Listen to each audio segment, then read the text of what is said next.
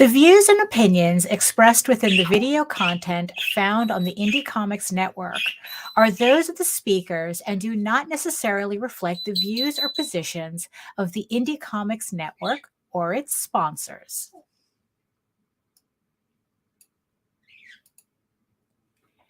Warning.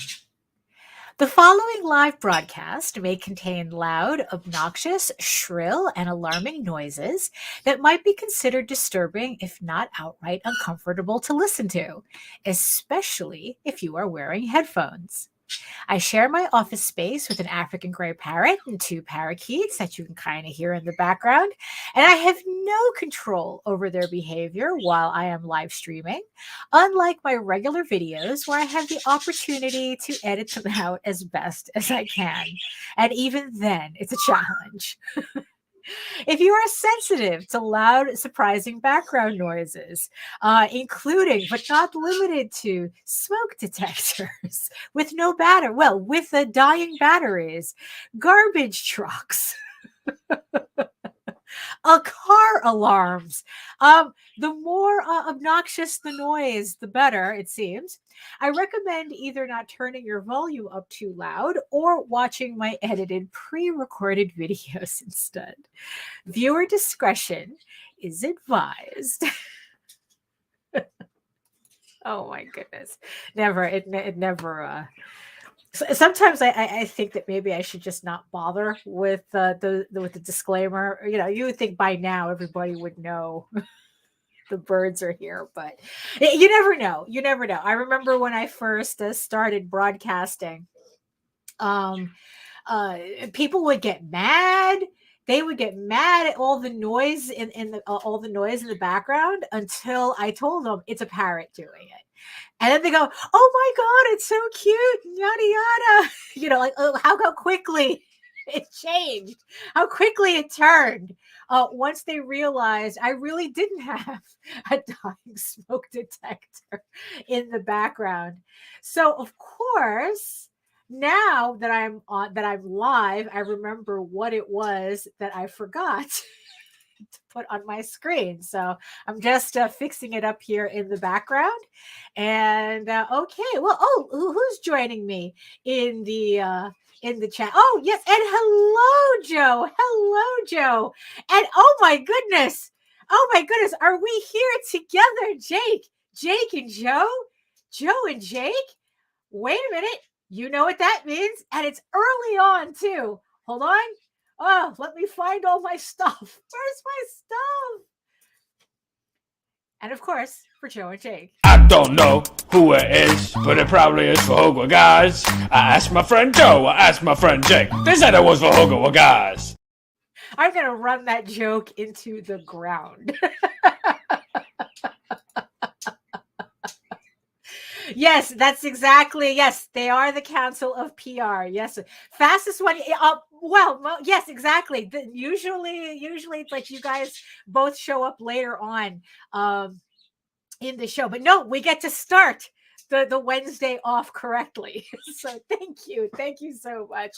And yes, I see you, the three people just tuning in right now next to the giant eyeball on my screen, watching me from regions beyond. Just a reminder, if you're watching me from Facebook, if you are watching me from Twitter, come on over to YouTube, join the sexy people, join Sexy Joe and Sexy Jake in the chat. You know, it's a lot more fun here. Facebook is not very good. Sometimes it acts up when it comes to the streams, and Twitter doesn't even allow me to interact with anybody who comments. And hello everybody from Twitch.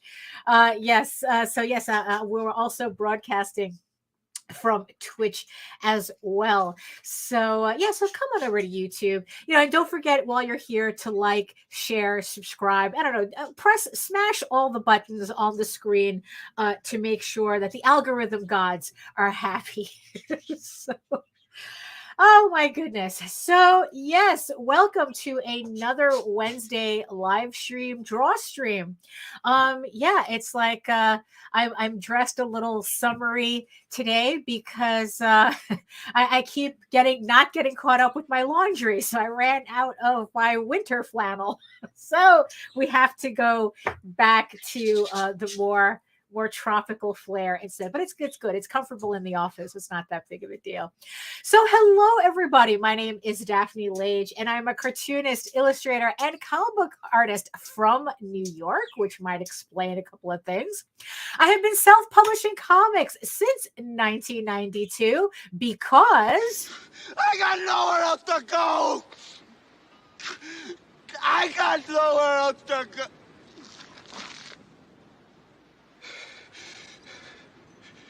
I got nothing else. it's true. It's true. And I am known for the furry fantasy adventure Tall Tales, which is now on pre-launch on Kickstarter. Tall Tales, the Peacekeepers, the trade collection of the miniseries, of the 3-issue miniseries, now on pre-launch on Kickstarter. All the links are in the show notes below.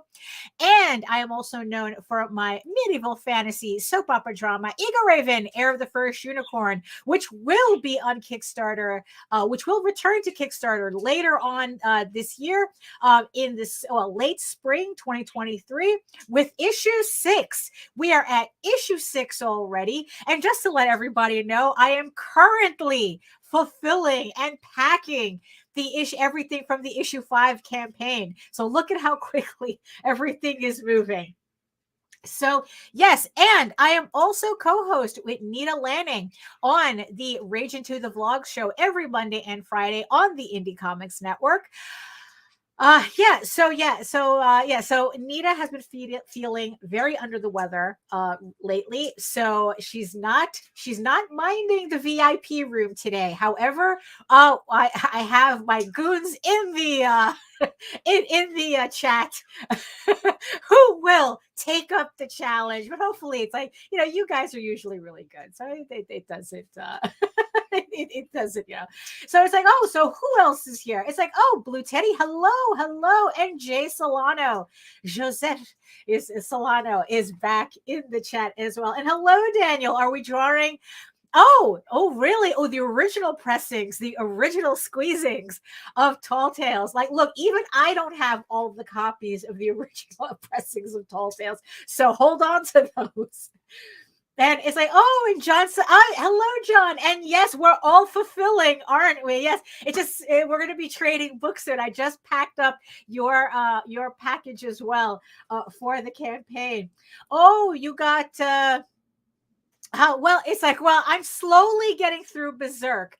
Also, if I were to have all 12 volumes, I would have to find a completely separate shelf for it.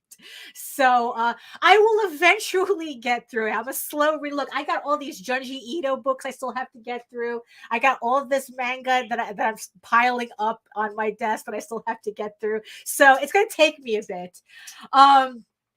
Yes. Oh, that's that Mondo classic. I only have like one copy of that. Like an idiot, I never saved. Like, literally, but you know what? I think that only gives me a good reason to reprint that book eventually, like a remastered edition of it. But yes, enjoy those books. Thank you. What was I doing? Oh, yes, Indie Comics Network. You can read both my comics online in the meantime at Tall Tales, TAILS online.com and egoworks.com, EGOWORKS, right here. And you can check out all my videos on how I make my comics here on YouTube, here at my channel at Daphne Lage, Lage Art, which simulcasts through the Indie Comics Network. So like I said, come on over to YouTube, hit the subscribe button, hit the notification bell so you get notified whenever any of our live streams go live, as live streams have a tendency to do. So let's see. Oh, Look, we have a shelf that we have to, a bookcase that me and JD have to still put together, that's been just sitting in our bedroom, like in the box for like I don't know, several weeks already. It felt like a month already, and it's like that thing's gonna be filled up like that. So, I mean, there's never enough shelf space, but definitely those Berserk volumes are worth having. You know, they're definitely worth having, and eventually I will collect them all. But like I said, though, it's like my to read pile is just slowly grows fat. Well, it grows, definitely grows faster than I can get through them. Um so yeah, so okay, so it's like, yeah, so that but yeah, it's like it's yeah, so last we left our hero, you know, it's like I was bitching about my leg. I was bitching. So right now it almost marks a month since I pulled my back and hurt my leg, making stupid decisions in a supermarket. So you know, so I'm still going through that.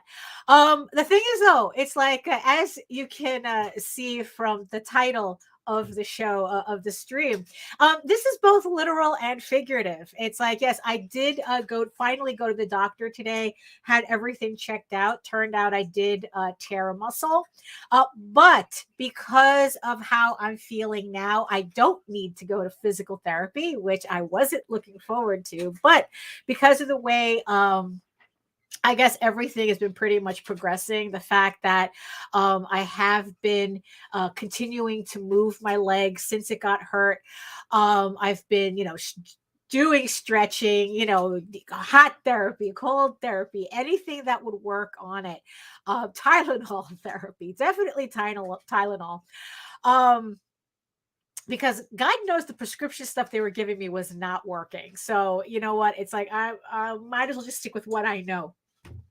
And the doctor didn't have a problem with that. So yeah, so you know, so she gave me the okay to start doing some light exercising, which you know, I'm going to slowly move myself back into half marathon training, like I've been, you know, keep repeating, you know, in the past several episodes, which I was going to do before I hurt myself.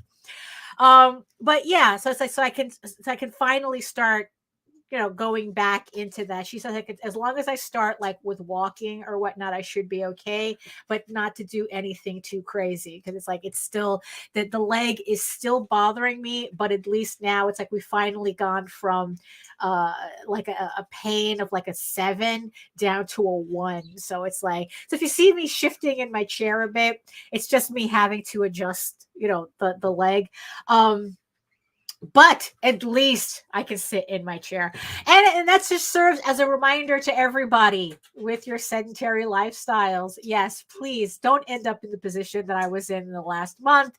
Make sure you get up and walk and stretch and do all that stuff. You know, it's like, I know that sometimes we get into the groove on doing our comics and stuff. But no, we really need to get up and move, because especially the older we get, the harder it's going to be to kind of recover from these things. And this was definitely, I think, the longest recovery I've ever had from a pulled back.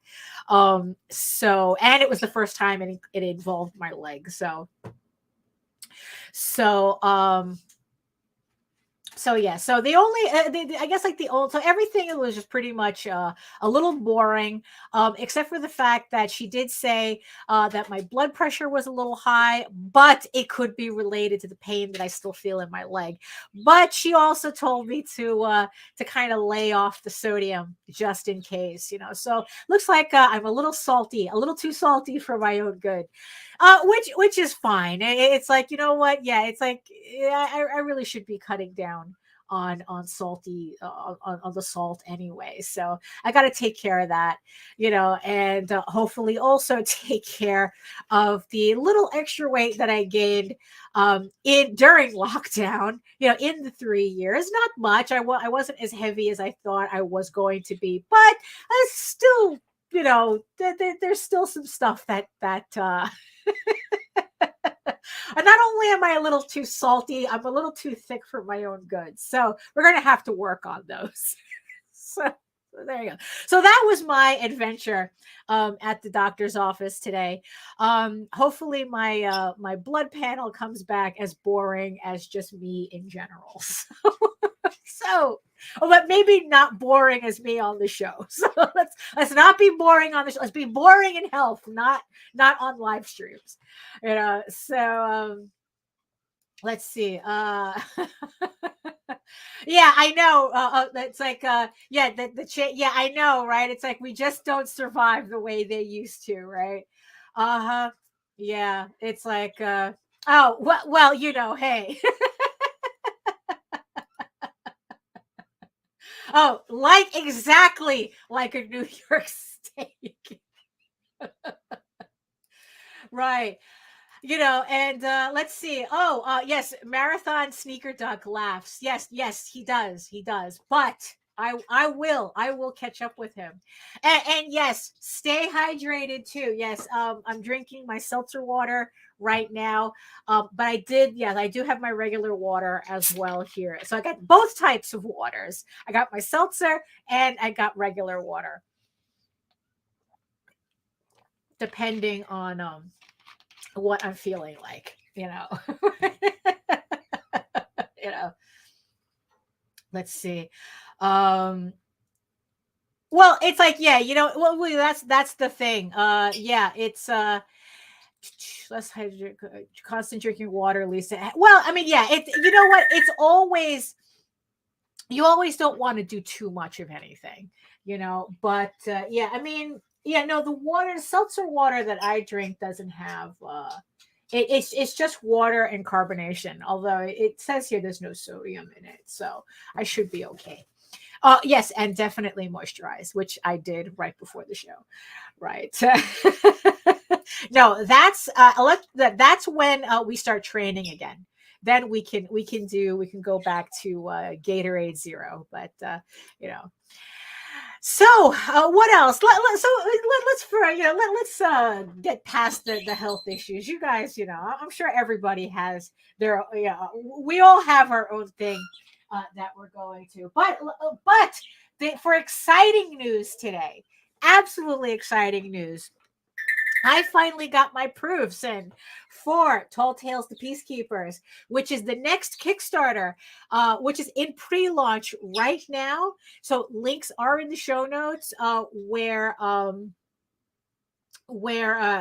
this is going to be the book that we are going to be launching probably in the next 2 weeks. Yeah, so what this is that this is the collection of the 3-issue miniseries Tall Tales the Peacekeepers, which is about a whole new set of characters. This storyline, for those of you who are sticklers for that sort of thing, this is a story that runs concurrent to Thieves Quest. So yeah, so if you're looking to read like these books in order, this one is a standalone that like I said runs concurrent to Thieves Quest.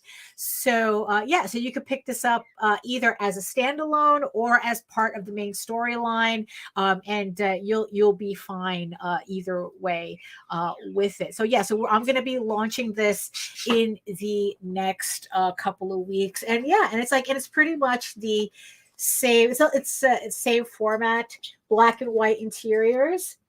Yeah, I'm really happy with being able to get all of my older work back into this format. It's like when we first did Peacekeepers, we were only able to print it digest size, which was not the way I intended. We never released them as individual issues per se. We did do a previous Kickstarter for the 3 issues, but they weren't like this book was done years ago with the original series, but we never got to print it like through Diamond or anything.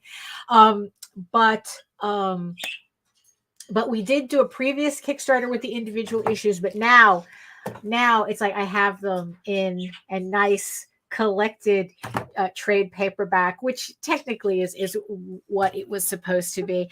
And I am just thrilled at just being able to just add, another trade to the pile. I mean, look, it's just like, and this isn't even counting Egoraven. Let's bring that girl over here. I mean, I am just absolutely thrilled to just add another trade paperback to the pile. It's just really trippy to see all my work like this. And just to see the stack grow. I mean, it's just, I mean, I don't know. It's like this is what I live for, It's, to help poor unfortunate souls. No, this to do my comics, just to do my comics, and just to see the pile of trades just grow. Oh, it's all over for you guys in the chat. Nita's here to take over her role as VIP. The VIP room goalie.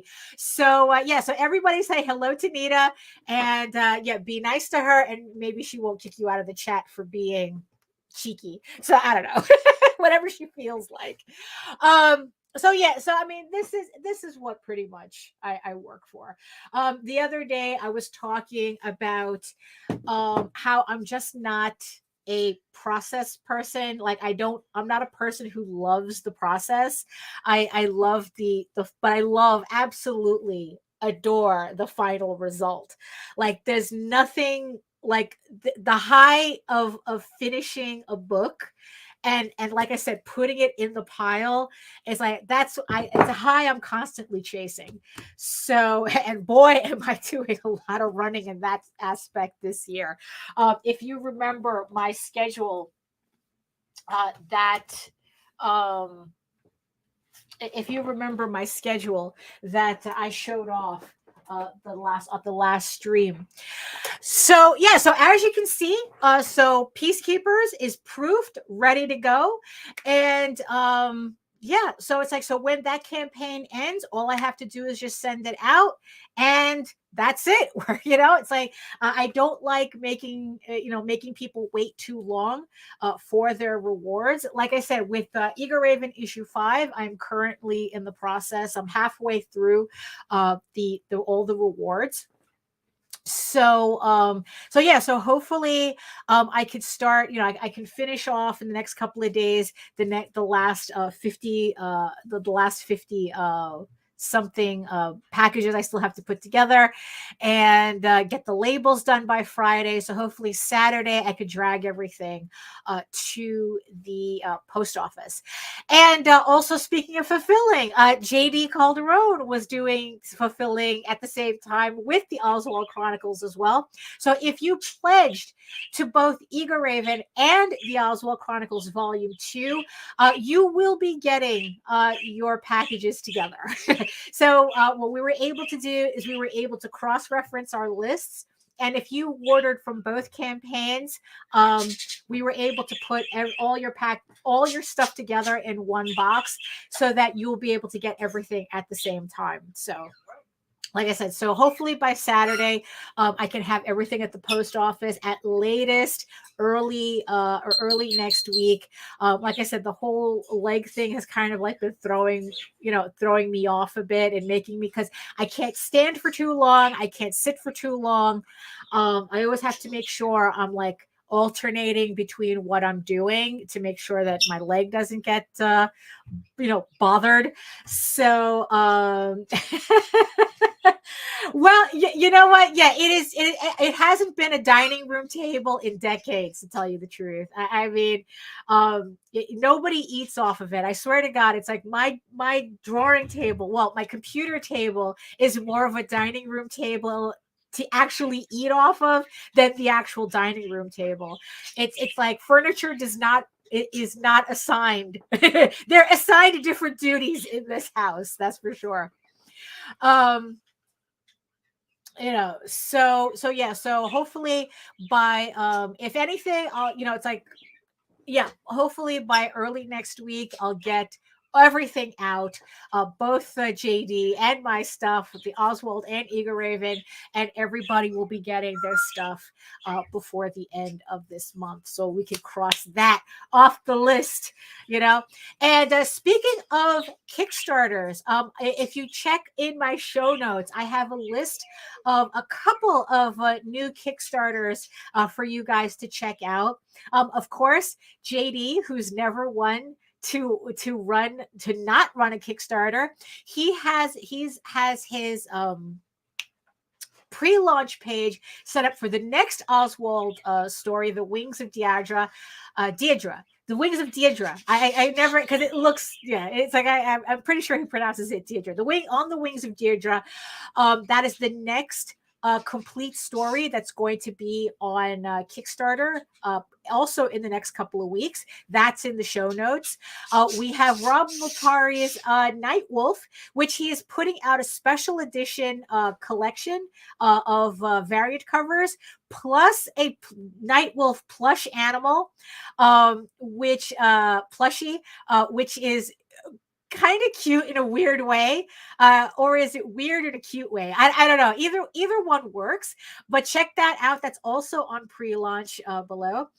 We also have our friend D Fish, who is putting together her first I don't know if it's her first Kickstarter or not, but she's doing a trade collecting her comics, Finding D, which she originally was publishing on Tumblr, which is now seeing its first full color collection on Kickstarter. That is also on pre-launch. So those are 3 new campaigns that I've added to the list. Along with Sunrise Blossom, which I think is also on pre-launch, Life on Korra, which should be launching soon, and there was one more. Oh, and there's an Alien in My Toilet by Sam Vera, which that is live right now. So check out all those cool campaigns. I'm sorry, it's like he started messing with a box and the noise distracted me. I'm just a little hyper from coming back from the doctor, so I don't know. Thank you, thank you, Jake. Jake is putting the links to the campaigns in the chat as well. So is Joe. They're furiously posting stuff in the chat. That's why you should not sleep on the chat. If you're watching this on replay, everything is in the chat. A lot of cool things are in the chat. So make sure that you get to check that out as well. So today I guess it would be me. We are working on a short story that I hopefully will be that I will have done before the next Egoraven campaign. And I have to get these pages done this week, so Saturday I can get these the rest of the pages to the flatters. So it's like, so it's here. Here's a preview of it. So what I'm going to do is I am going to finally play a bump that I am excited to get back to finally be able to play, because Peacekeepers is on pre-launch, and now it makes sense for me to play this. So I'm going to play this bump, and then I'm going to come back back at the drawing table, literally, and and we're going to get started. So so give me a minute, and we'll be right back.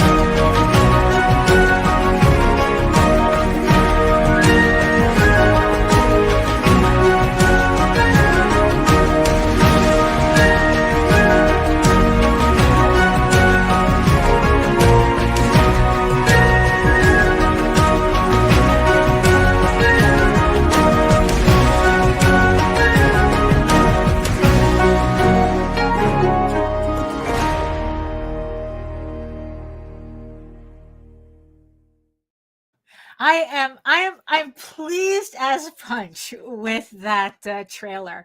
I was inspired when JD had gotten Tyler Carpenter to do his trailer for the Oswald Chronicles, and I said, you know what, I'm just going to start doing, like really thematic trailers for my campaigns as well. I don't know why I went to doing like voiceovers and stuff. It's like these are just so much nicer, and I was really, really pleased with how that came out. So I hope you guys enjoyed that too. So okay, so let me switch over my screens here. So yeah, I'm just going to move this over here and this over here so I could see everybody, because now I'm just changing so I can just thank you, I'm glad you enjoyed it, because I know I do. I really like the way it came out. So here we are. So this is what I'm working on this time around. So, and that's what I forgot to mention too. So last week I was working on the pages for Tall Tales Tears of the Mother issue 6. And I am thrilled to tell everybody that after 3 years of that poor issue being on the sidelines, it is finally complete.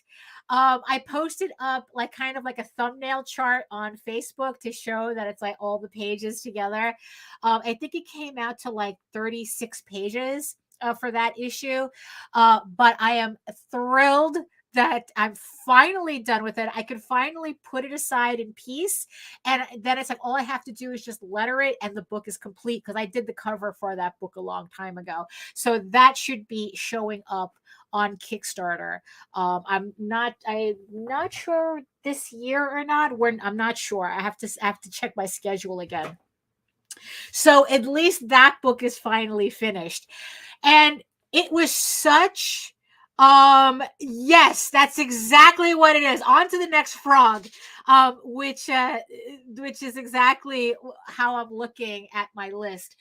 So I was able to finish that, cross that off the list. There was a commission that I was able to cross that off the list. And what I decided, what I noticed for the rest of my to-do list is that everything on my to-do list is completely feasible in a week. Like this, like everything that I have left on my to-do list, if I dedicate a week to each of these things, I can finally have this to-do list done. And that's what's happening here. So this is a story, another short story that I'm putting together for the issue 6 Egoraven campaign.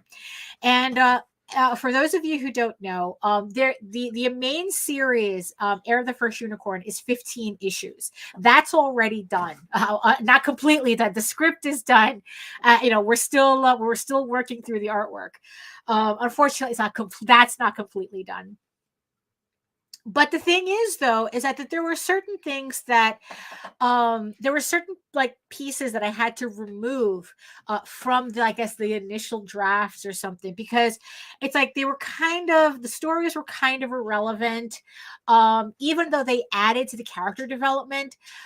And if I had left everything in the main series, it would have slowed everything down, and it would certainly have not been 15 issues.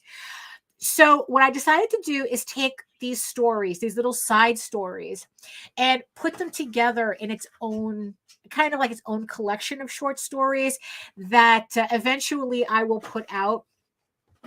And I've already released some of the short stories as stretch goals in previous campaigns. So far, I've released, I think, two of them so far. I think there's one. There's kind of like a prequel story that before issue 1 that I released in a previous campaign, and I just. I just released a new one as a PDF. We didn't make the goal to get it printed in the issue, but I decided instead that it's like as a thank you to everybody, that everybody who pledged the campaign got the PDF of the short story. So uh, you know, so, um, you know, yeah, yeah, it's like Joe. It's like, look, if anybody, you know, it's like, look, it's like this is one spoiler that it's like, look, it's always Egoraven is always Team Daniel, but it's just never a straight line. It's just never as a straight line. So, so so this is so then it's like, oh, so technically also there was a third story which was a crossover with the Oswald Chronicles, which I am considering canon with everything. So that's, I'm considering that part of this collection, the short story collection as well. So for those of you who've been following my campaign so far, 3 short stories have been released via Kickstarter. And this, hopefully this will be the 4th one. And what makes this one really funny for today is that, so today I went to the doctor, you know, so today I went to the doctor, and this short story is literally about what if Egoraven had to go to a doctor. And it's kind of based on the right? It's kind of based on just, you know, one of these like just silly ideas, because that's how the short stories go. They're either like directly related to the story, or they're just like these stupid little segues, kind of like little side quests that, like I said, that just add to the characters, you know, without really, you know, getting in the way of the main story. And I came up with this story thinking about, you know, if Egoraven had to go to a doctor, would she go to a doctor or would she go to a vet? Right. So, you know, so of course that just ended up in this little story where technically she goes to a vet. So these 3 pages, these first 3 pages, these are complete. I already have these flatted. So these are pretty much ready to be colored. And oh, they're also shaded as well. So that's how far I'm into this already. So this is what the pages look like when they're completely inked. So this is what I'm starting with. So like I said, these are right. So so these are so these are the first 3 pages that I finished. That, like I said, the flatter is already, it's already flatted. But now it's just finishing the rest of it, which, like I said, I gave myself the deadline of Saturday to get these pages done. So now I have, it's an 8-page story. So luckily it's not going to take me that long. And as you can see, I already have most of the initial, you know, my main inks down using my Rapidograph number 2. So these are the main inks, the base inks that I put down. Right. Well, we haven't gotten there yet. We haven't gotten there yet, you know, but luckily, you know, it's like, luckily if she needs horse therapy, she's already, she already knows a blacksmith. So, you know, so we're kind of good there. So yeah, so I'm just about done putting down the main inks, the base inks. I just have the last panel that I have to finish up. But you know what? It's like, I think that, yes, I am in. Yes, this is definitely the I like them thick inking. Yes, this is definitely what it looks like compared to the Tall Tales pages from last week. That skinny pen does not get pulled out at all. So yeah, the skinny pen, this little skinny pen here, this is the 00. This does not get used on Egoraven, any of my Egoraven pages at all. Or at least, you know, at least not anymore. so it's all about inking for color, and yeah, so it's like so it's a lot simpler. It doesn't have, you know, as many of the doohickey lines as I still want to do on Tall Tales. Let me break out the regular water today. Hold on.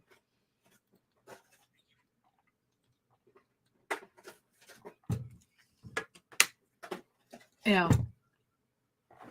So that's the thing. Oh, also, just to show everybody, this is a little trick. So last week, I know that we were talking about Clip Studio Paint and the whole thing about using assets and making sure that that assets never look like assets. You know, it's like I don't like it when something looks like it's cut and pasted in. You know, it's like I'm trying to have everything kind of meld together properly. So what happened is that in the background, I have these what's supposed to be posters of like medicinal herbs, because again, remember, we're talking, you know, she's at this vet apothecary thing, right? So I'm supposed to have these charts of medicinal herbs, and originally what I was going to do was literally just kind of like just draw in over and over again the same, you know, the scribbles or whatnot, right? And then I decided it's like, well, and then I thought it's like, you know what, you know, work smarter, not harder, right? I don't know why I keep trying to do that to myself. So what I did was I found some charts, some clip art, or some stock photos or whatnot. Well, I don't know. I just did a Google search for herb charts or something. And then what I did was I printed them out as a blue line. And then I just did like a really, really quick tracing of them. You know, nothing, it's like not, the whole idea was not even to be accurate or anything. I mean, it's like, look, I didn't even copy the script that's underneath, because like I figured in the end, these are going to be shrunk down to, it's going to be so small in the background. But the idea is that it's something that I could just plop into the background and it's still my artwork, you know, without it looking like it's an asset, you know? So that's what I'm talking about. So that's what I did. So when, I'm ready with these pages, I'm going to scan this in as it is, get rid of the blue, you know, the blue ink, and then transfer these images into where they belong in the panels. So it's like here, the poster appears 5 times. Like an idiot, I was going to draw it 5 times. And it's like, I don't know why. It's like, no, it's like, let's again, work smarter, not harder. So that was just this is kind of like the hand way of doing it. You know, I'm sure plenty of people are watching this like, why don't you just do that digitally? Why did you even have to print it out? Because look, sometimes I'm a little too old school for my own good. Okay. So this is how I'm doing it. So just a little trick for everybody out there. You know, just a little trick. So I'm going to put that aside. So here is the pages that I were. And this was literally, I had to laugh because this scene right here was practically step by step what I went through at the doctor's office today. I almost started laughing, you know, and it's like, look, I don't want to explain to the doctor why I'm laughing in the middle of an exam. You know, but this is pretty much what happened. You know, we check the heart, check the lungs, check the ears. You know, it's like, you know, she's checking, you know, over, check the feet, you know, check for swelling, check for the joints, you know, the whole thing. And it was just, and the thing is though, and here's this scene where Morgan's getting a blood, you know, she's taking a blood sample from Morgan. Again, this was exactly my experience at the doctor today. So it was just really funny how it just ended up overlapping, like the actual appointment overlapping with this story that I'm working on. I didn't even think about it until I was in the doctor's office. I didn't even realize that's what has happened. So, you know, it's like, oh, right. Yeah, that's probably what it is. I'm a glutton for punishment, and that's why I wanted to draw 5 times. Yeah, you know. So here's so what I'm gonna do is like, because last week we were still doing the base pen. I'm pretty sure we would like to see more finished panels, right? At least I want to see more finished panels today for the stream. So that's what we're gonna do. So I'm gonna take this next page, it's page 4. And I'm just gonna put the rest of the pages away. And I'm going to get my pens together. And luckily, I already checked them for ink before I started. So, and then all I have to do is, so I'm going to go to my music, because you know how we always need a little music in the background. Let's see. It's going to be, let's see. The music this time is going to be probably a little quieter in the background. But what's the? Let me see. What's the list we're using today? Okay, the playlist we're using today for the stream is called Fantasy and Dreamy. So we'll go with that. See how that works.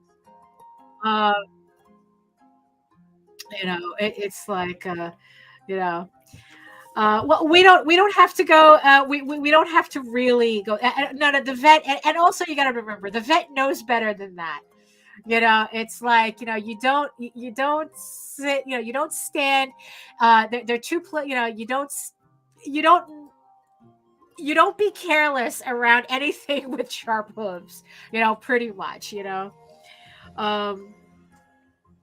Although I have seen videos of that, it's like mostly with farriers though, where because they're right there on the hoof, and it's like you got to be careful with that.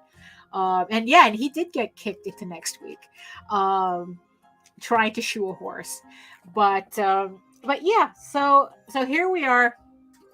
Let's see what panel am I going to work on today? Okay, well, let's start with the middle one. The middle, it's like the middle ones, because of the position that I'm in, the middle ones are always the easiest for me to start inking. Even though the bottom panels should be okay too. Let's just start inking and seeing. Hello, Edric. Oh, welcome. Here I am about to start inking. So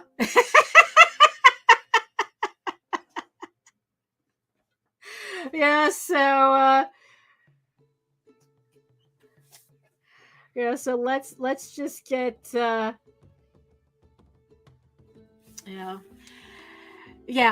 it's like it's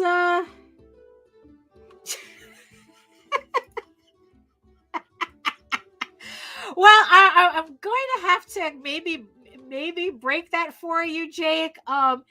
This is actually the funny thing. The even funnier thing about this story is that it's a kind of a joint story between me and my sister, who is a vet tech. She now works in bioresearch. And this is based on things that I've seen her do. And when I was putting together the layouts for it, I had her look through it, and I go, look, this is what I'm having this go, this having look like. Is this how it would look like? So this has been checked for vet tech accuracy. this has been checked, So not only is this pretty much accurate to what I've seen her do, the vet is based on her. So technically my sister is canon.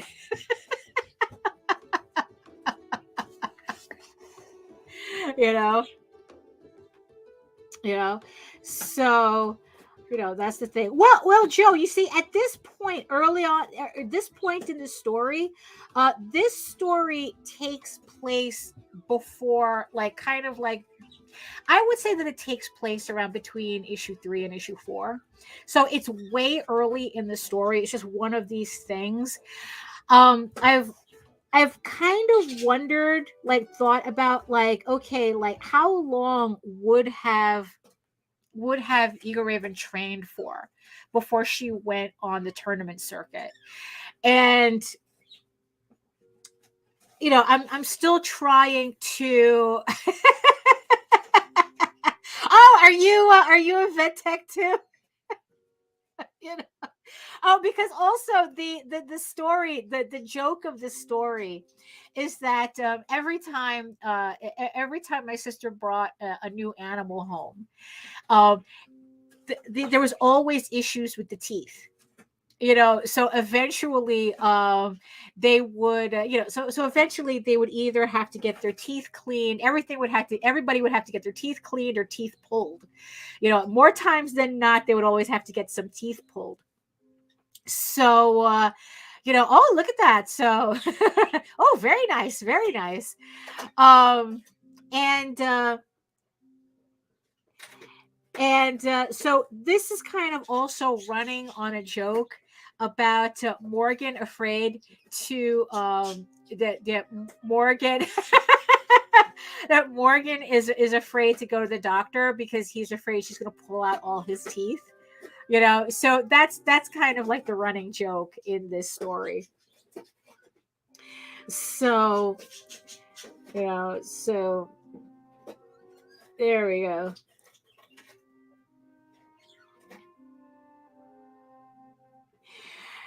So yeah, and that's the thing too, because it's like also what these short stories allow me to do as well is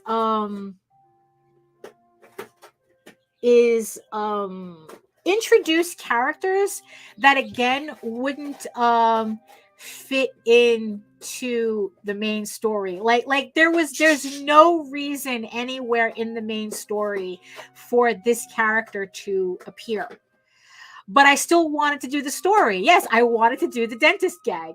So in the end, it's like, okay, so let me just do this as a separate story, and I will collect everything. I will put everything together in its own book called Tales from the Outer Kingdoms. So all the shorts are going to end up in there. I do have more shorts that I have on my to-do list. It's just getting through all of them. And yeah, so what I have to do is I have to finish these pages to get them to the flatter by Saturday, so at least I can cross this story off the list, off my to-do list, the inks at least. So right. Oh, and so what is it? Well, it's like, because what's funny was that, because I had also asked my sister, it's like, oh, I'm having a little bit of trouble ending the story, because, the stories don't really have endings. It's like, they're just like, they're just little slice of life vignettes type of thing. And it's like, I was kind of having trouble. And she goes, oh, you could just do, like take a cue from Card Captor Sakura. And so and the thing, because the thing is that Card Captor Sakura, card captors, it's like the Card Captors. That's her one of her favorite anime, which surprisingly is also one of JD's favorite anime too. So I pulled, so I was like, yes, I just pulled a little simple gag at the end. That just like finishes the that just finishes the story, simply, because that's, in the end, it's like I really don't want to think too hard about these. I mean, it's like I have to save all that mental gymnastics to, for the main series. So for these short stories, I'm just like I said, I'm just keeping them really short and sweet. I think the Oswald one is the longest story at 16 pages. Um, I think the first one that I did was 8. So yeah, it's like that's all.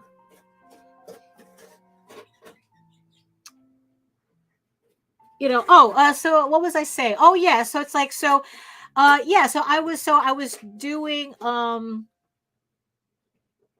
was just trying to figure out like how long Egoraven would have been training for. And I figured it still had to be long enough that she would like kind of like be assimilating into the city that she ended up in at Dornham. Um, working, it's like she's literally working as a blacksmith's apprentice in the meantime, you know. Um, so so it's like I just started thinking about, okay, what kind, like how would she be living her life there, who would she bump into, the type of people that she would meet, um and yeah, so it's like, so I guess in the end, the easiest one to start off with would be a doctor, right? Doctor slash vet, um type of story. So that's kind of where the story, uh that's kind of, well, I mean, it's like the training montage. Well, yeah, well, technically I do have that in issue 4. It's like 3 or 4 pages, the whole training montage. um so yeah, so we do that. That's there. you know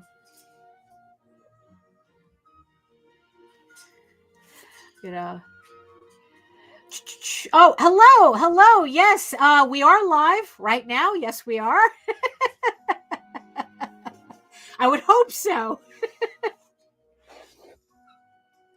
you know yeah, we're just inking today. Talking about doing, like when you have a long form short story, how do you fit in all the all the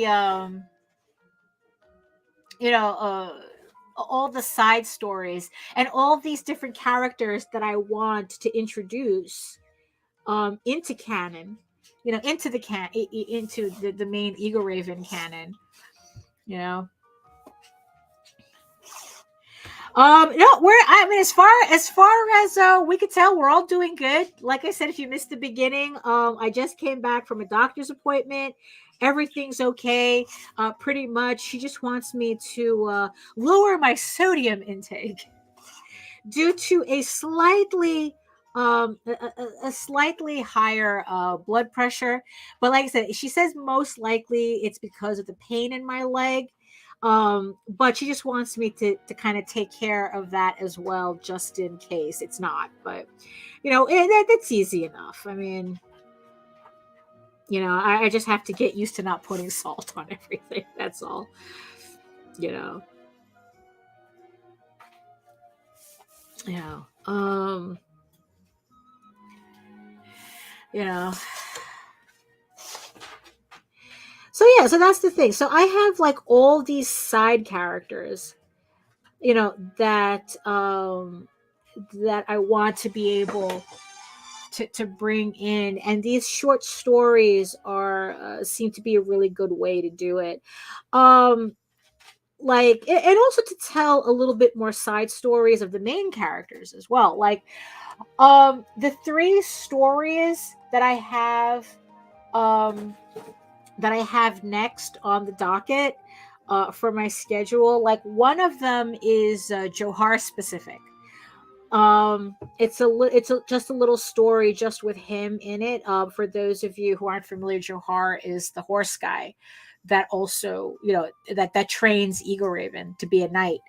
And I have a solo story with him that I haven't decided if I wanted to get someone else to draw it. I haven't decided yet.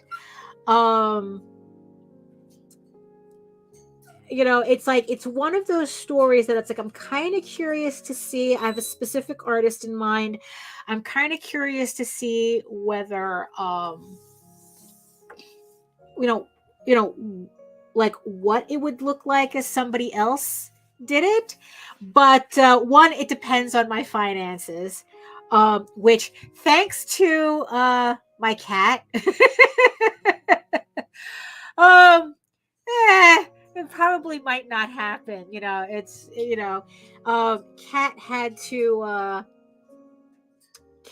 to have a very expensive procedure for us to learn that we need to change his food. So yeah, so that kind of put that might have put the kibosh on that for this round. So it depends on how well the next Kickstarter does, whether I get that story done by somebody else. And oh yeah, no, I'm glad you enjoyed the Avatar rant. Yeah, look, I had a really good time watching that movie. I think that a lot of people take, they're just taking just really easy pot shots, and I think that I don't know, it's like maybe they're missing even. It's like, look, it's okay to not like a movie, but but definitely comparing that story with the new Witcher series, which of course nobody is talking about anymore because it's so horrible. That was a Blood Origin. It's so bad. It's so bad. Just to show everybody, it's like, look, it's like being original is overrated.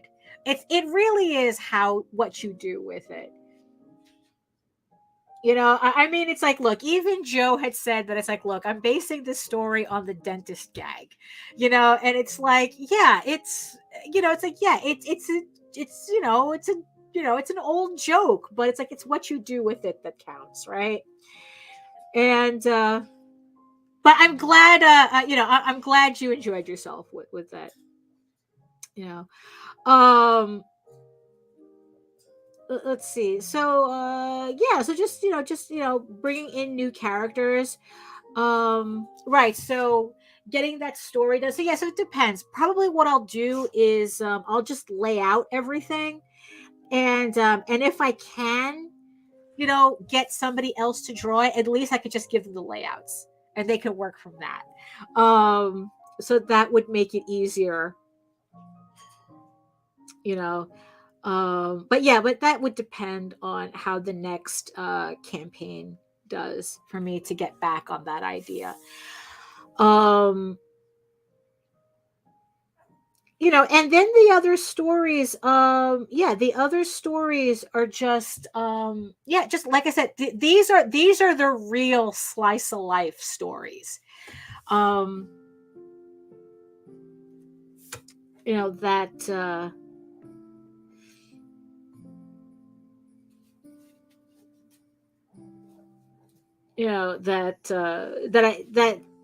because like I keep calling, like I call Egoraven kind of a slice of life adventure, because it's less about the adventure and more about the interpersonal relationships between characters.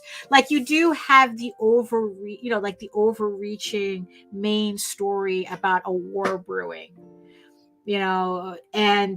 but the thing is, though, it's really not the point of the story.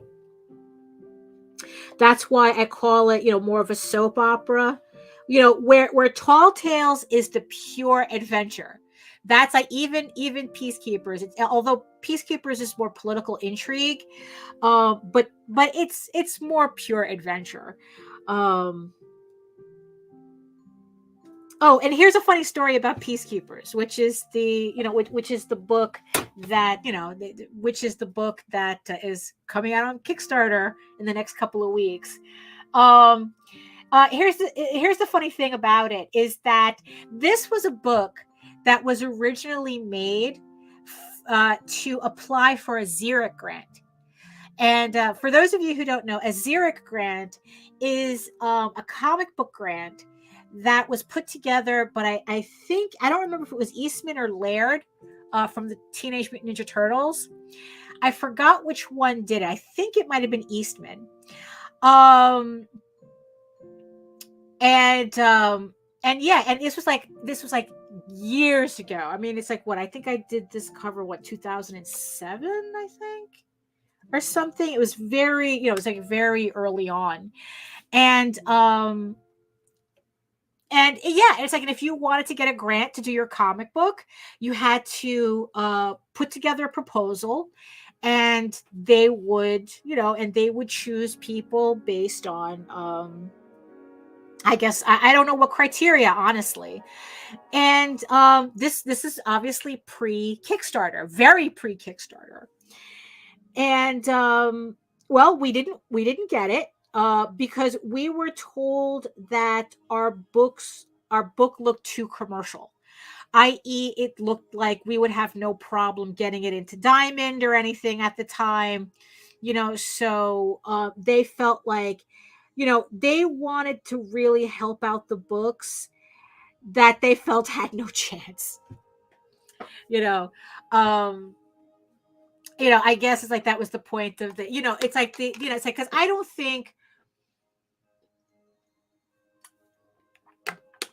don't know if there was ever a Xeric winner that ever got like beyond their initial printing and did and pretty much did anything else other than what they got the grant for, and that was it. So, in the end, which was fine. I mean, I ended up finishing the story anyway. We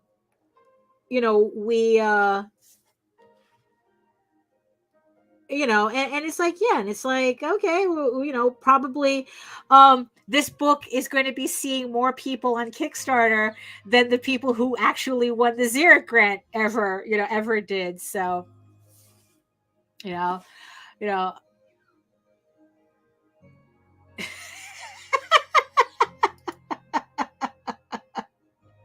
there you go. So, so talk to you later then. You know, it's like, wait a minute. Now remembering something. Charles, is that you? Charles. Oh my goodness. It just occurred to me. So this is, yes, it has been too long, Charles. But the cats keep you away from the house. We have to go outside. That's what it is. We have to go someplace outside. But yes, definitely get in contact with us again. Look, it took me a while. I'm a little slow, bro. So yes, we do miss you, Charles. We do miss you. So yeah, we definitely have to get together someplace outside so that the cats don't kill you. Oh my goodness. Yeah, so Charles is a friend of ours. And it's like, yeah, and and that's the thing. I mean, it's like, aside from the fact that he lives out in the boonies of Queens, it's he literally cannot come to our house because he's deathly allergic to cats. Once we ended up getting cats, it's like we always had to meet Charles like at conventions and stuff because he literally could not get near the house. It's awful. I really, it's like it's. I mean, it's funny, but it's not funny. Yeah, but it's, yeah. Yeah, but we definitely have to hook up again, Charles. Catch Jose on Sunday. Catch JD on his Sunday show. Go bother him on his Sunday show at 7:30. So you can talk with him there too. Yeah. But yeah, that's funny. Look at that. Oh, good old reunion here. Nice to see everybody in the chat. Look, you see, that's why I like my chat so much. Everybody shows up in the chat. Oh my goodness. So, oh my goodness. So what was I talking about? I don't know. Talking about friends in the chat. That's what we're talking about. Yeah, you too, Charles. You take care. Catch you later.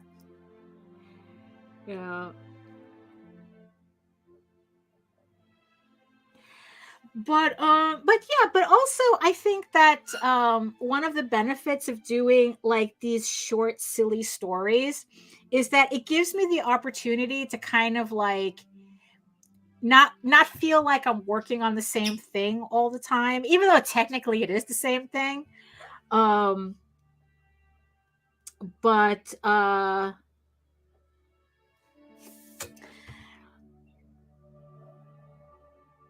and I, and it's also, like I said, it's like it allows me to just be a little silly, because the stories are meant to be, except for the first one, that first prequel, Collar. That was what one was probably like the most serious out of all the stories that I have planned out so far. Everything else is like I want it to be a little bit more lighthearted. Like I said, it just a little silly. Like I said, this story, I mean, it just came out of a silly question, and it's like, oh, let's just do,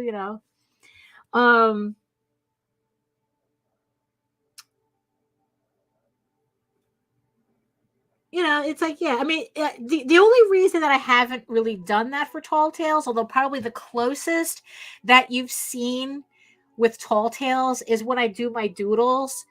And in the end, it's like they're more like Egoraven Tall Tales crossover type thing, which I have asked JD to do a short story for me, the same way he did a crossover story with Egoraven and Oswald. I want him to do a crossover story with Egoraven and Tall Tales. I don't know, and mind you, he said yes without even blinking, so I can only imagine like how he's going to work that out, like how the story is going to go.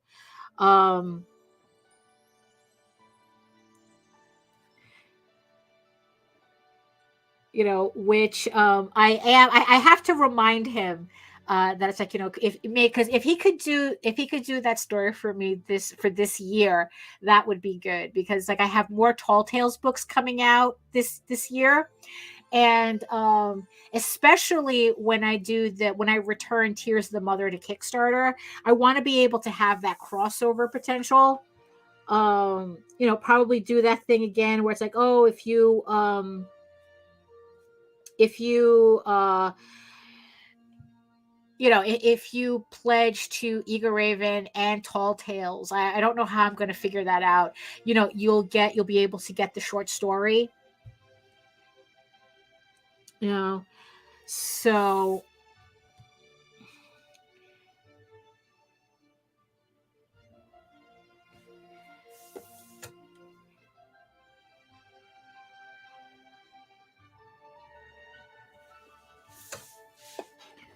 yeah.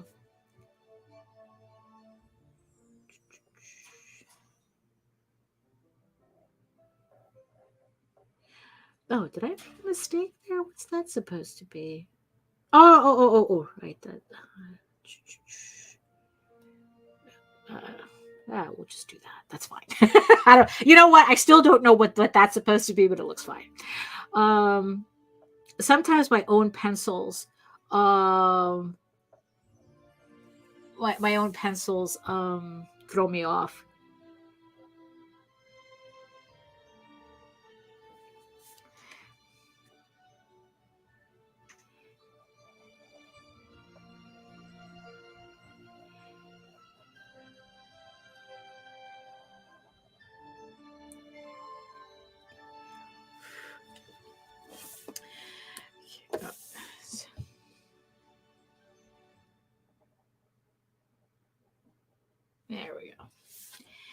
Yeah, so what I want to do is I want to go back in with my thinner pen and kind of beef up some lines without getting too thick. Because you can be too thick, you know.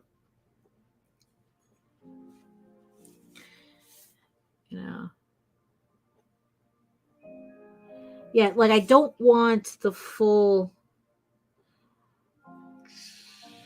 Yeah. You see, but this is why I put down the initial inks first. I put down like I just go through all the pages to put the first lines down, because now it feels like I'm making progress. You know, it's like it just feels like I have more done than if I was doing this a panel at a time. And it's like I don't know, I don't know. I guess it does something to me psychologically that it's like, oh, okay, we're almost finished. As opposed to, oh, um we still have all those other pages to do.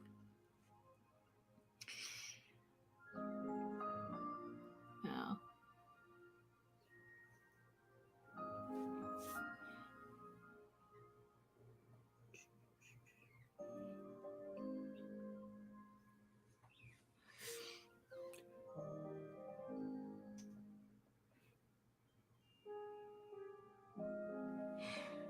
Yeah.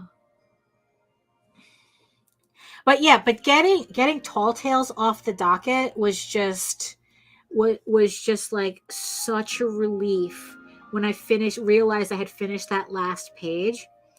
For issue 6. Now, mind you, there's still issue 7 and issue 8 that I have to do. But like I said, at least now it doesn't feel like it's so oh, just daunting,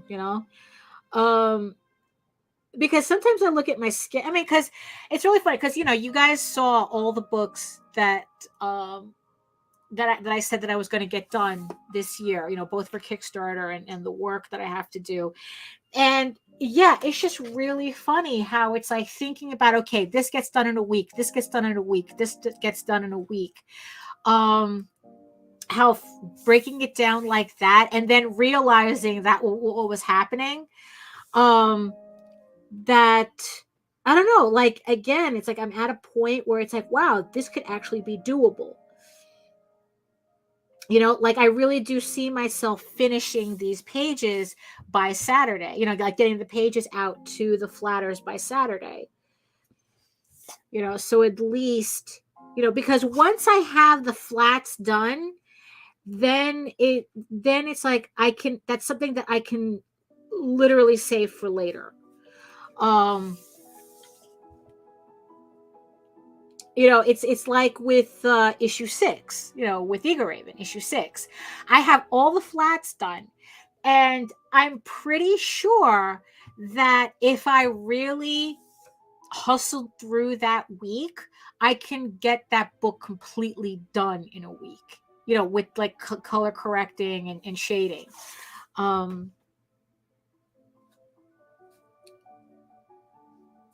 mean, it's like maybe if I slowed down, maybe, okay, say if I couldn't hustle 2 weeks at most, it would take me 2 weeks to just complete that book. So I feel like I can have it done before the campaign goes live.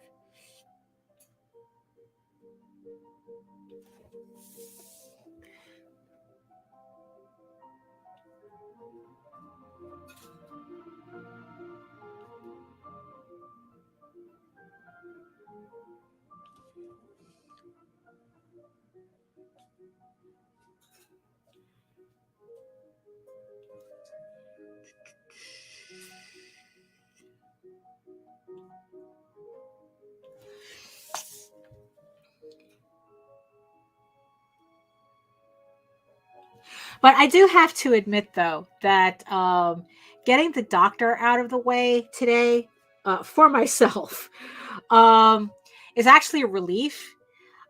This, it's like this has been kind of, the whole thing with the leg has just been really hairy. I've never had that happen before. Usually I sprain my back and it takes a week, and then I'm just back to being my old irresponsible self, um picking up boxes that I shouldn't. um but this time around it was just like, okay, we are now bouncing back the way we used to.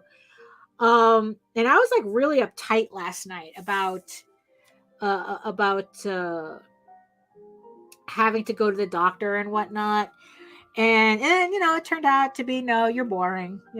Everything is pretty, nothing stands out. You don't have any weird swelling or anything like that. Um,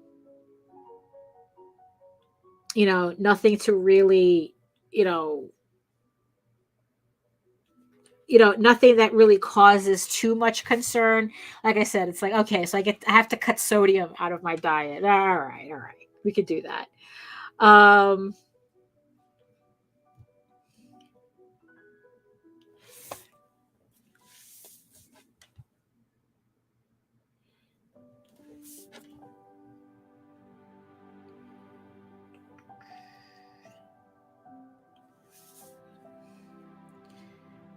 but I actually feel relieved getting it over with. Um, I don't know. I guess it's just, now I can just concentrate on other things. Yeah.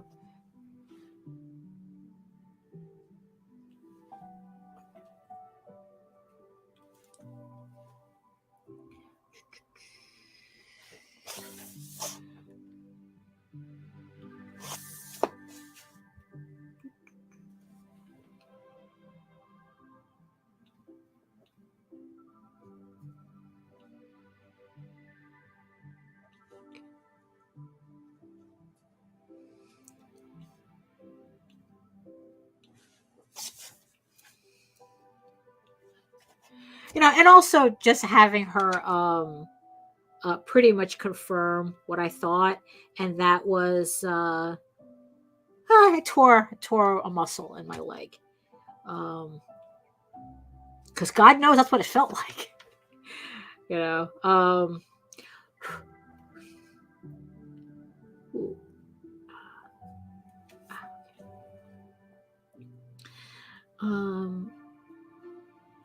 So.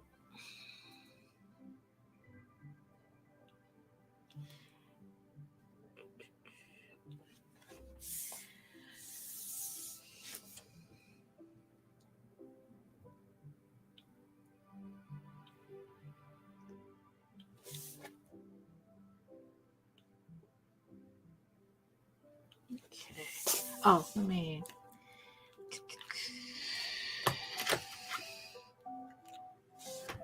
Yeah, boring is definitely good, especially when it comes to doctor's visits. There's two things. That I keep reading that should always be boring: your investments and your health.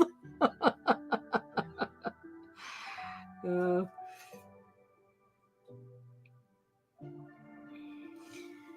or although maybe bringing up investments now might not be such a good idea, because yeah, those things are, they're very ugly right now. So, if you have those things, as the joke goes, my 401k looks like a 101k right now. Yeah.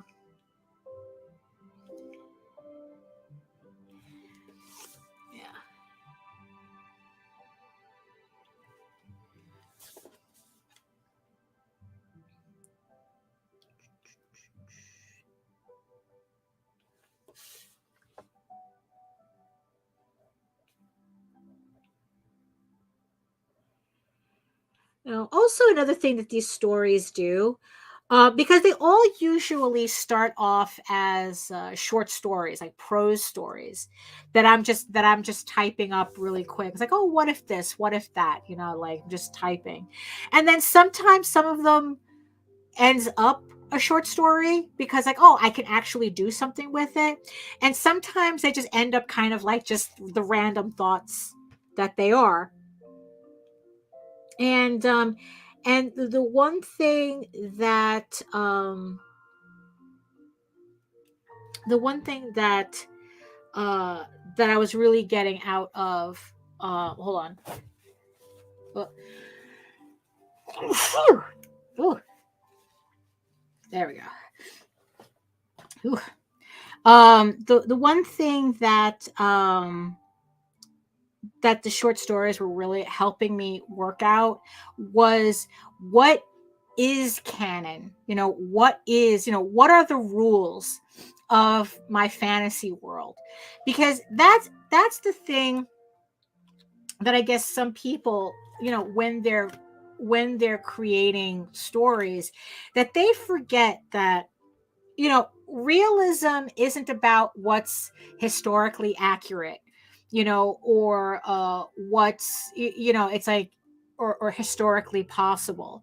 Realism in fantasy has everything to do with, does the thing happening follow the rules that you've established in your own universe? You know, and that's kind of, and that's what these little short stories, these little vignettes, um like kind of like help me establish the rules of of my fantasy world. And here's the thing, it's like, it's like I kind of hate the term, like, um the whole realistic fantasy type of thing, because it's like, it's fantasy. It's kind of like an oxymoron to me. It's like the fantasy kind of trumps the reality. The fact that it's fantasy means that technically you can be able to do whatever you want. Thank you, Patrick. Doing whatever you want in the story. Hold on. Ugh.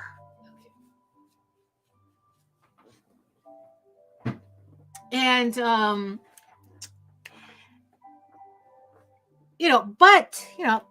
but the thing is that you still need to establish certain rules in your fantasy setting.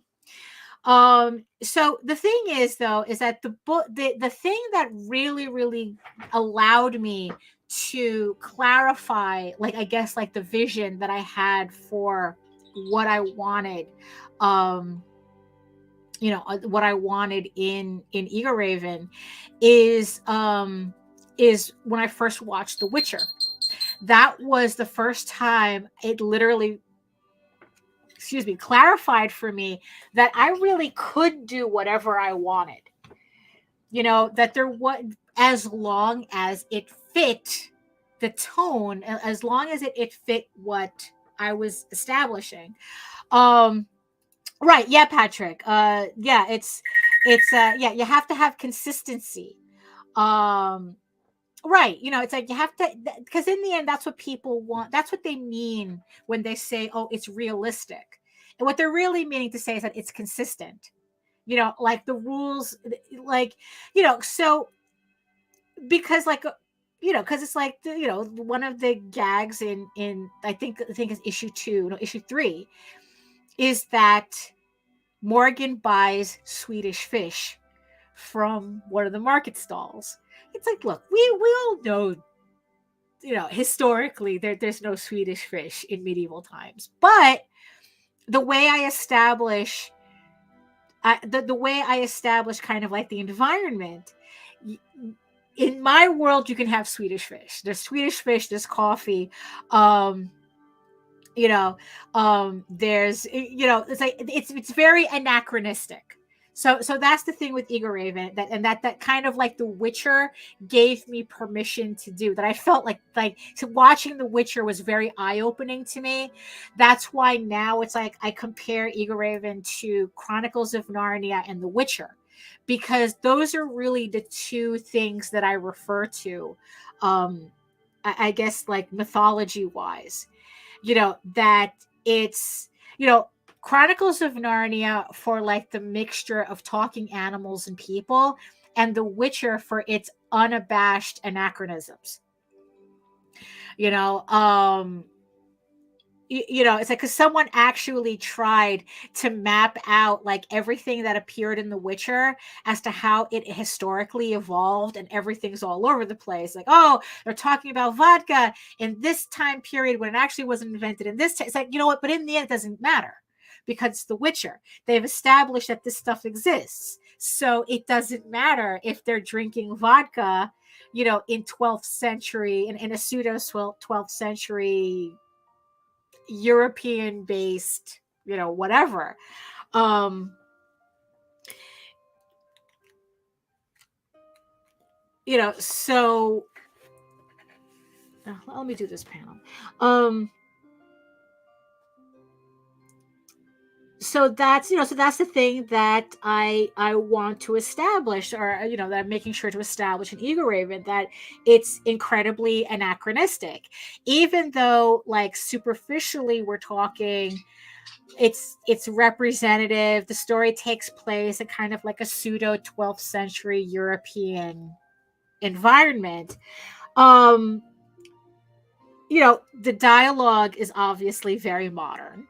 A lot of the things that, you know, certain things that pop up, but, you know, they could be modern or just or not of that time period. And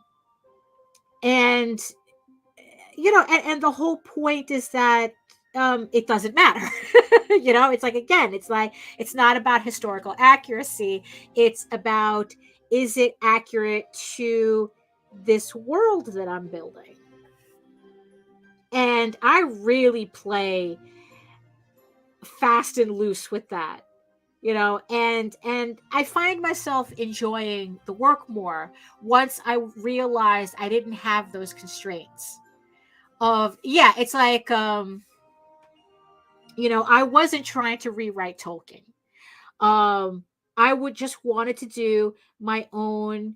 Oh, because a movie that also really inspired me too, in terms of anachronisms, is A Knight's Tale. The oh, what was his name?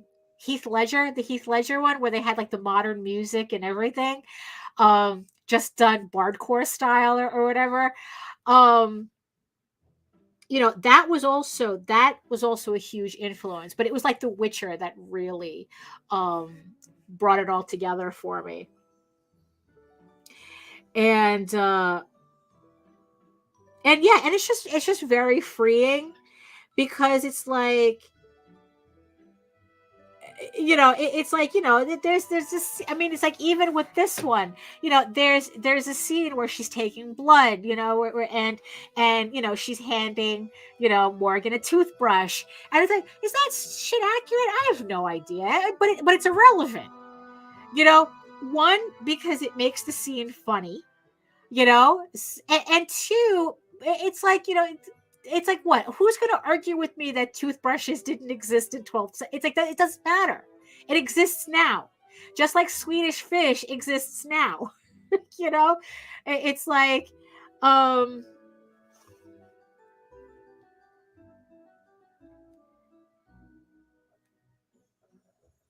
you know, there was a vignette story that is eventually that I wrote, that it's eventually going to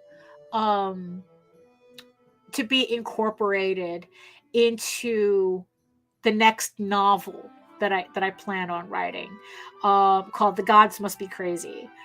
And in this novel, it's still a mess. It's still just jumbled vignettes or whatnot. I haven't really gotten an outline together for it, so it's still a way off before I feel confident enough to write that book. So this story, Egoraven, The Gods Must Be Crazy, it's about how Ishtar gets into a fight with, oh, I forgot his name. Another god of war. It was another god of war. And she ends up getting trapped in something. You know, she ends up getting trapped or something, captured pretty much. And it's like, you know, because of a loophole or something. How a sorcerer can capture a goddess, right? And it's up to Loki and Eros to rescue her because they're her friends, you know, which is very unheard of in the god realm. Gods are not friends, but these three are.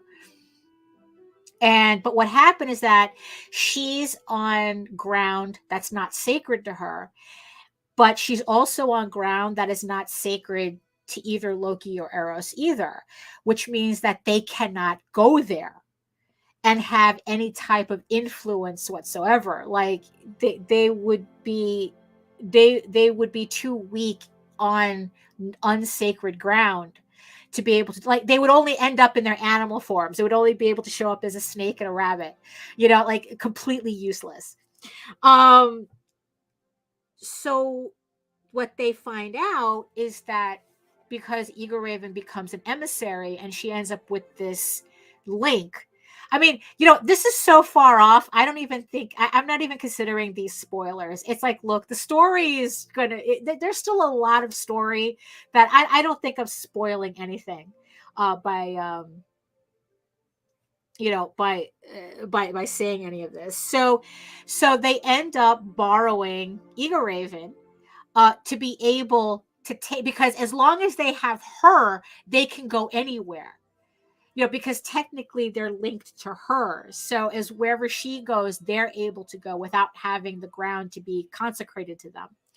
So, but also, you know, it kind of slows because they're not, you know, they don't have their full powers. They're also very slowed down.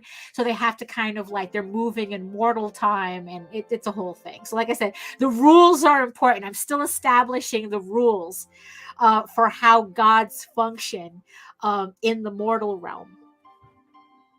You know, because if it's one thing that I learned, that I learned is that gods are no fun when they're gods. You know, if they can do anything, I think that's the reason why I never really got into superheroes very much, because they always just sound, you know, they're modern gods, I guess. And it's like, oh, if you can do everything, you know, it's like, what's the point? You know, it's like, oh, what's, you know, what conflicts are you going to have or something? So yeah, so pretty much, you know, I'm establishing the rules on how do I nerf my gods in the mortal realm. You know, so that's a part of it. That's something that I'm working through. But this is more about the anachronisms. So there's this scene, there's this vignette where they pretty much they end up, Loki, Eros, and Egoraven end up at a manor that's serving as a luxury hotel. You know, it's like, imagine like a medieval Waldorf Astoria. You know, it's, you know. And what makes this place special is that it has running water. It has, you know, running indoor water. It has a running shower. It has, you know, indoor plumbing. There you go. It has indoor plumbing. So there's this entire vignette where I'm explaining, you know, it's like, you know, Egoraven is coming across, you know, indoor plumbing for the first time. And it's kind of a cute little story, you know, like the gods are just very nonplussed about it. It's like, you know, Eros and Loki are very nonplussed. But Egoraven's never seen has never seen indoor plumbing before. And it's, you know, and it's just like, just a very, you know, funny little story about that. And it's just, you know, it's highly anachronistic, you know, but I don't care. You know, it's like, look, in the context of my world, this exists. You know, this exists somewhere, you know, in my world. You know, and there's a line that Eros tells Egoraven. It's like, it's like, don't worry, it'll become all the rage. You know, it'll become all the rage, you know, very soon. Even though technically even that, we're talking about, the way we know indoor plumbing is still in real life still a ways off, but in the canon, in the rules of my story, it's like it just becomes a part of it. I mean, it's like I said, the whole idea is to make it plausible in your world, not whether it's actually historically accurate. You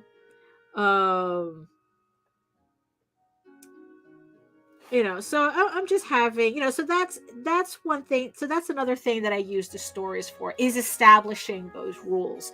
Like I said, I'm still working on the, how immortals, function in the mortal realm, how gods function in the mortal realm, how mortals function in the god realm, or even like, or just like, right, like how like time works in the god realm as opposed to the mortal realm. Like, I just came up with this thing because I was trying to establish, it's like, well, why would they have to do everything like in mortal time? Why can't they just like make a shortcut through the god realm and go where they need to go? And it's like, well, one, that would be too easy, right? But what I figured would be a good workaround was that time works differently in the god realm, so there is no taking a shortcut, because it's like, technically they could, but we're talking they'll end up in their destination maybe 500 years off. It's like, just in general, like, I don't know whether ahead, behind, wherever, they would just be off.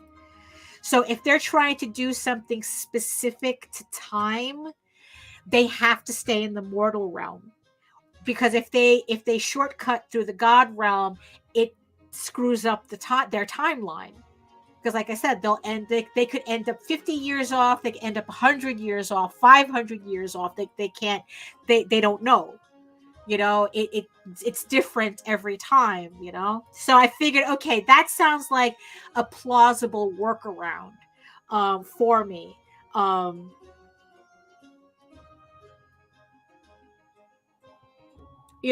also it would also help explain why it's like how maybe sometimes the gods disappear, and they could disappear for years, but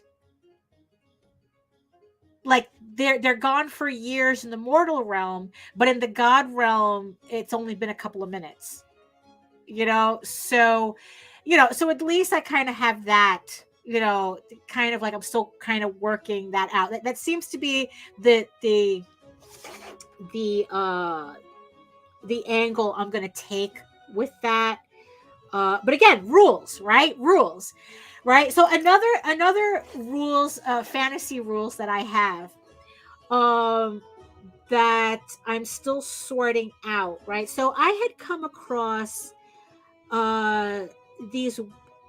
I have come across, like, this, I don't know, Wikipedia entries or something, right? I don't remember what I was looking up, but I ended up like reading about like medieval marriages, how medieval marriages were recorded, who actually got married, how they got married, how secret marriages were working. Like that was very popular in medieval times, secret marriages, because of the way the whole setup was. And there was like this whole thing, like kind of implying that that under certain circumstances, like the lords of the land could actually control the marriages of the people on their lands, like of the serfs and whatnot. And I think on a certain level there were some like kings and stuff that could do that as well. But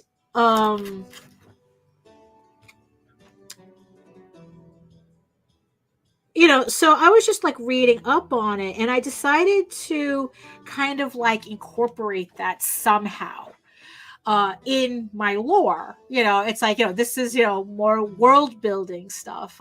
I just, which I thought was interesting. So I figured, okay, let's put this idea here, and then see how the story kind of works around it, or like whether it or the story would involve. But is there some rules that even if they never, like parts of world building, that even if you don't use them, there's still rules anyway, you know um eventually it'll be relevant somewhere. So I decided to take those whole like marriage things, medieval marriages thing that I was, and I put it together in kind of like um kind of like and I combined it with the idea of a caste system, um where the king has complete control over who his lords can or cannot marry.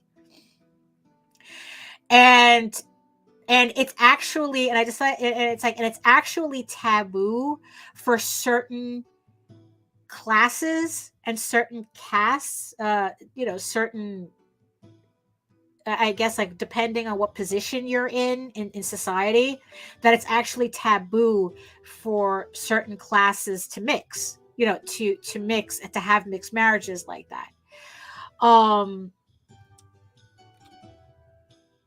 So yeah, I kind of hint at it. In the novel that I wrote, Cult of the Wolf Witch. I make references to that.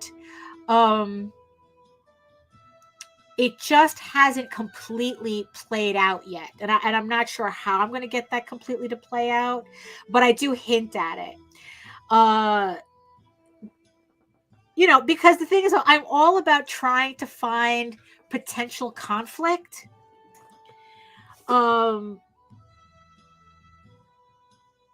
And that's kind of how I'm looking at it. That that these are all potential potholes. Potential, not plot holes, just potholes. That I could push characters into if I needed. So that was something that I put into my world building to kind of like, okay, that's going to be. I like that. Let's have that be a thing. That there's this class system where it's like I said, it's taboo for certain classes to intermarry. The king has full control over who his lords marry. And then it's like there's the whole concept of secret marriages that happens as well. The thing is, though, I haven't worked out how the actual religion works. It's like because it's like, because here's the thing, I'm working with a religion that involves literal gods, right? But how actual people, the layman, how the layman views the religion is different. Where it's like you have everybody. It's like, okay, you have the Hilo, the sun god, that everyone that's the predominant religion, that everyone worships the sun god, right? But the thing is that the way they do it is different than what Egoraven sees, because she sees the gods as literal. I mean, they're right in front of her, as opposed to the layman, who they see the gods as they're kind of I mean, I don't know if theoretical would be the right word. It's probably not the right word I'm looking for.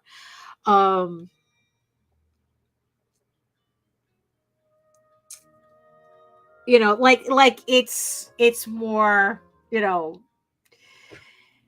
not, it's religion. It's like, that's,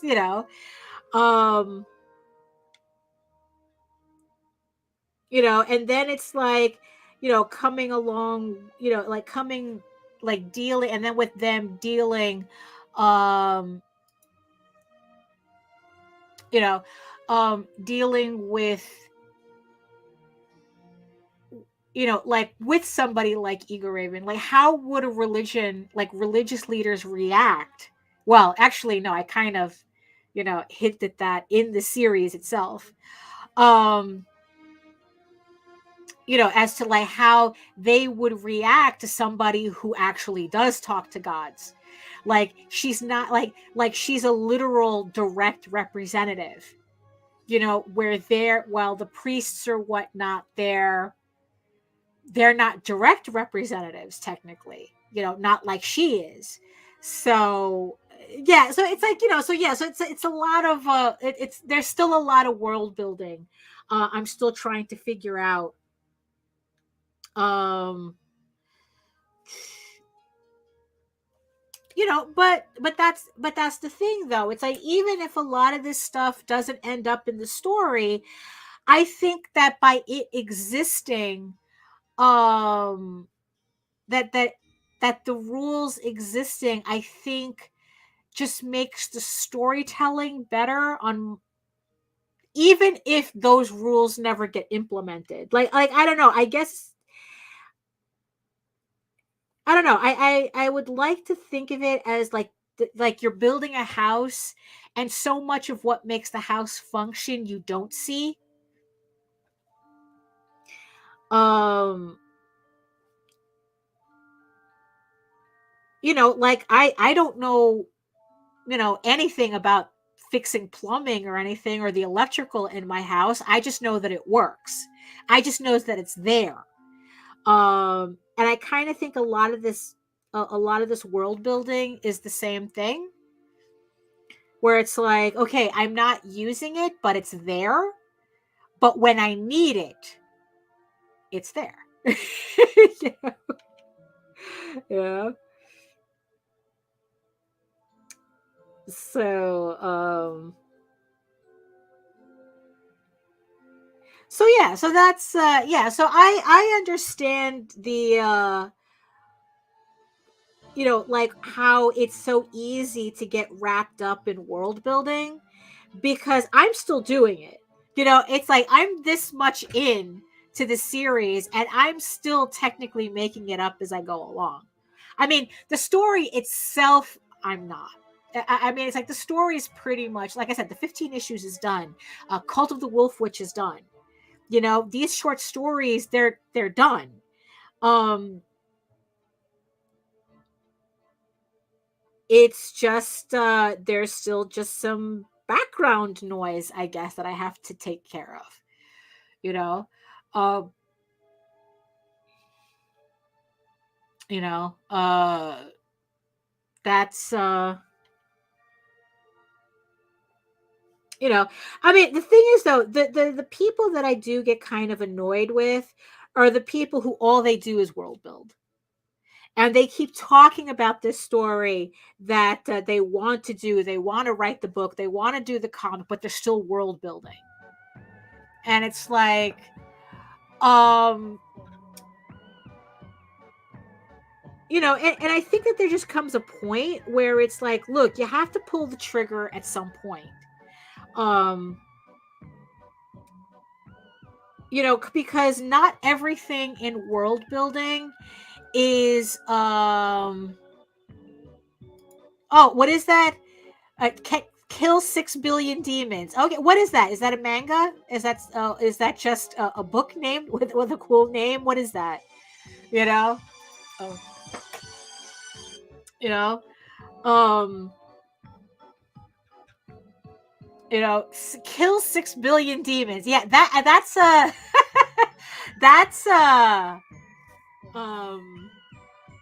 that's an effort. Yeah.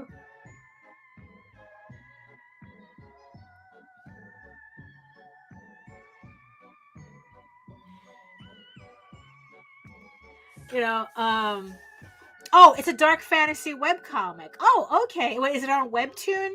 Oh, well, I'll look it up. I mean, it's like, it'll probably, with a name like that, I'm sure it'll be very easy to, to find, you know. Um,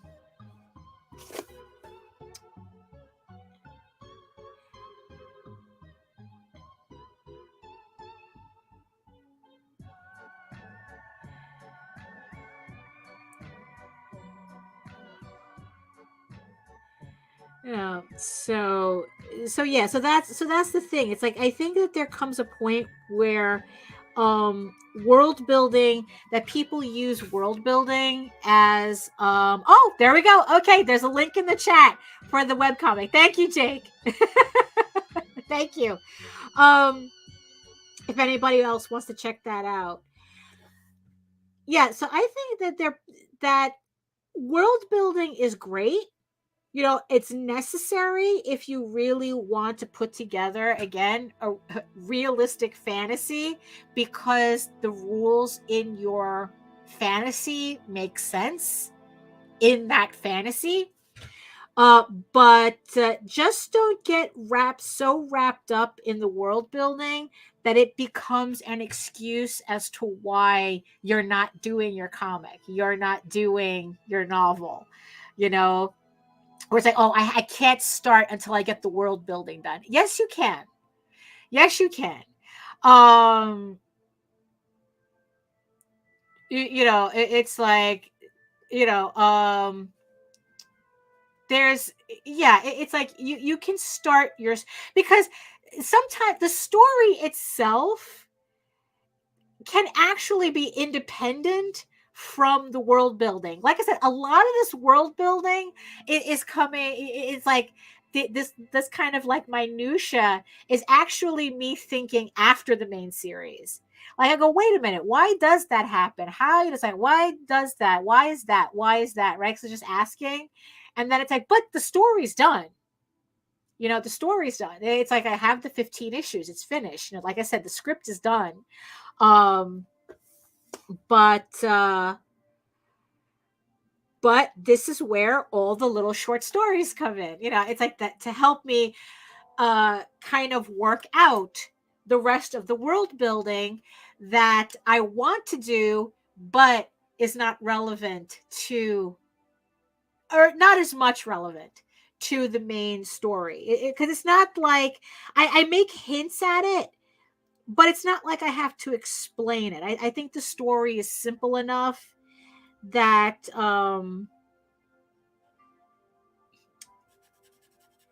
that I'm hoping that most people who read it don't go, well, why is this? Why is it that? Why is it that? And it's like, well, if you do, hopefully I'll answer it later in the series.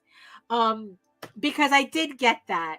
When I first was having Egoraven looked at the first issue before I launched, and I was having people read. It's like, hey, can you give me a pull quote or something?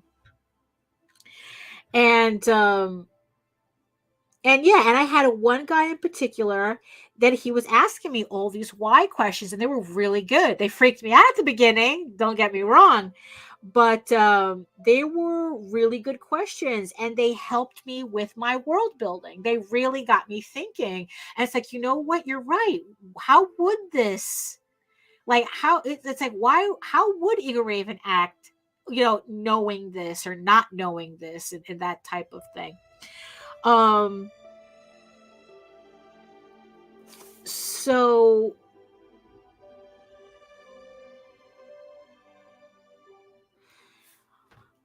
let's see. Let me just finish this. I just realized what time it is, and it's like, wow, it's like we're just hitting the top of the second hour, but I'm just finished with this panel. So I'm just gonna finish it, and then we can kind of wrap it up. Not that I was expecting to finish this page on stream, but certainly I got half of it done, so that's pretty good. Which is why, doing this whole, putting the initial inks down on the entire page and then working through, like I said, makes me feel like I'm accomplishing more than if I was just doing the pages one panel at a time. So let me me just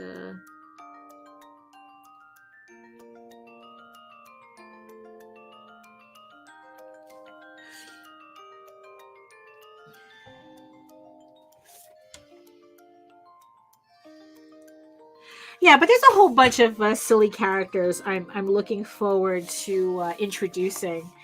Um,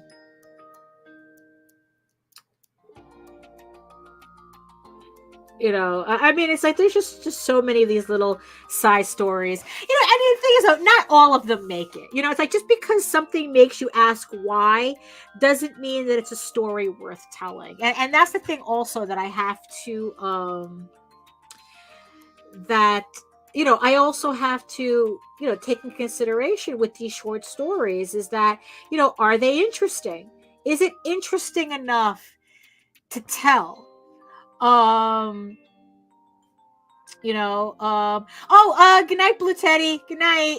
um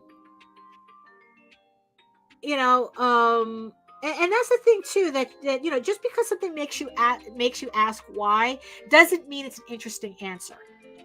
And that's also something that I have to take consideration too. There are stories that I have little vignettes of, but they go nowhere.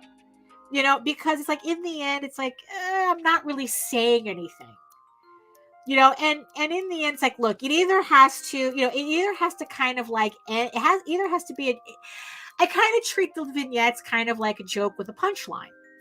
It's like it has to have a punchline. If it doesn't have a punchline, then what's the point of the story? And so yeah, I've had a couple of stories like that.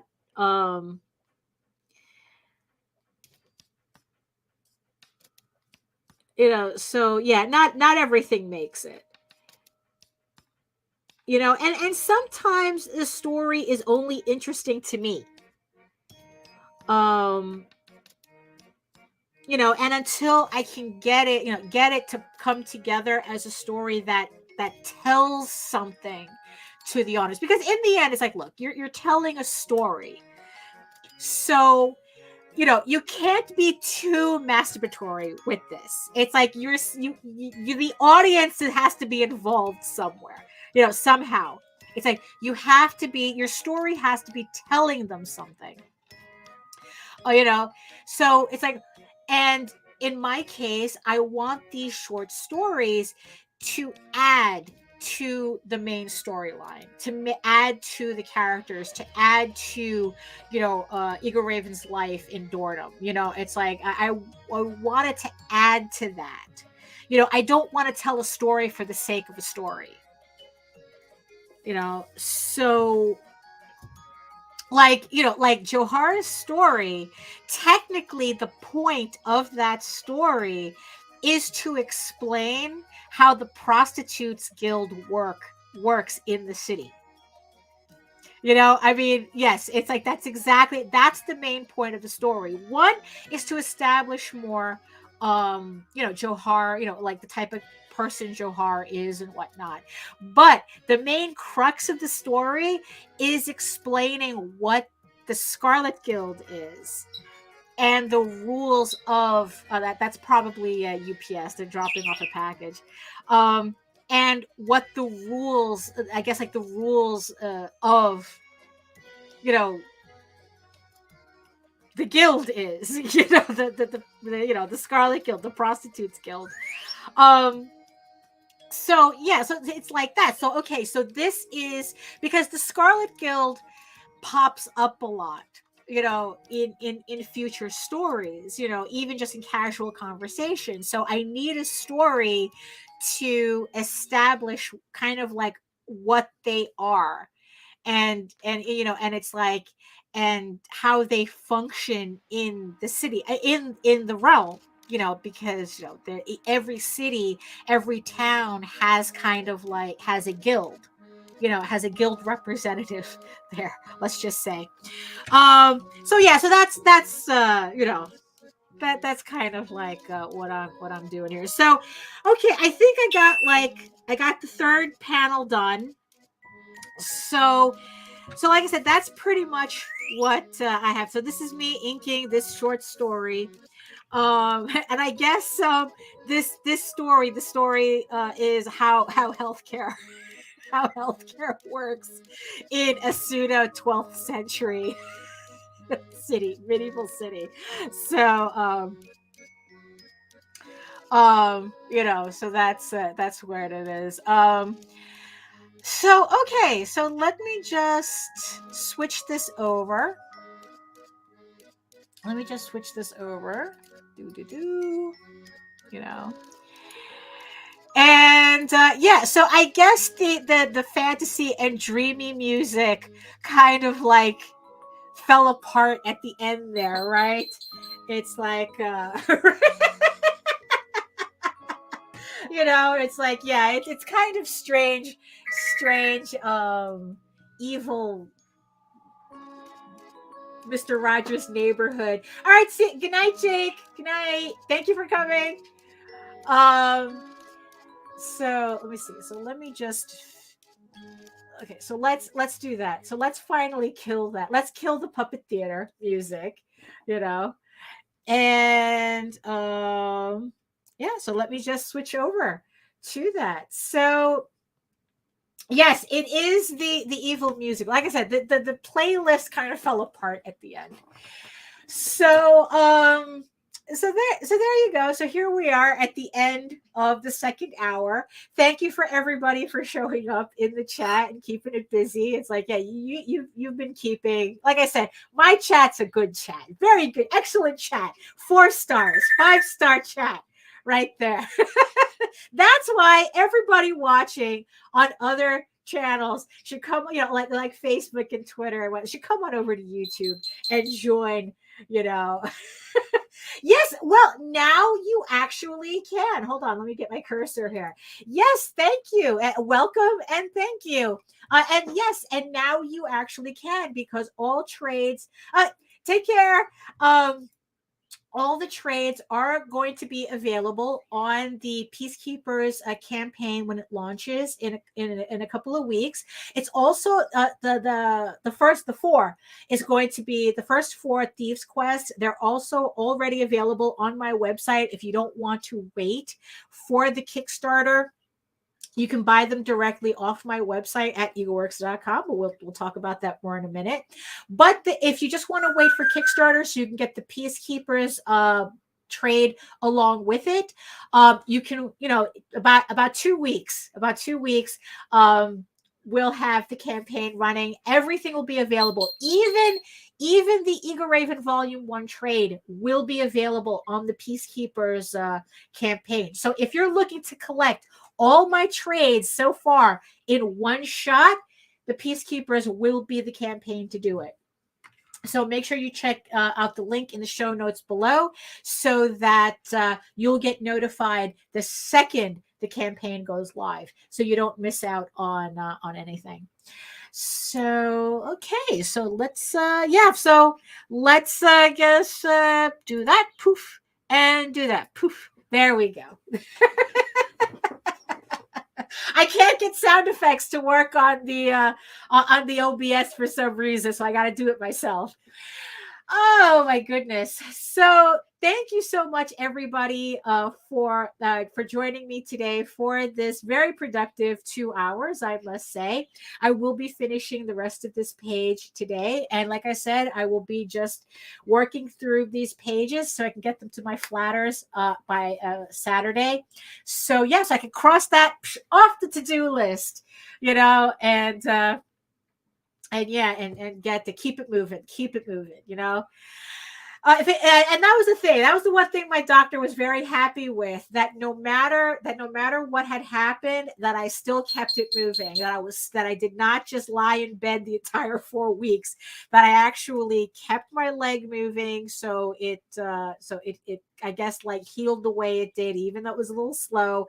The fact that I did keep working, because she was a little concerned about, it's like, oh, did you have any depression over that time that you had, about with your leg and whatnot? And it's like, no, everybody's saying, no, it's like, I really kept working as much as I could. Not that Nita would allow me to do otherwise. which my doctor was also very happy with. So my doctor thanks you, Nita.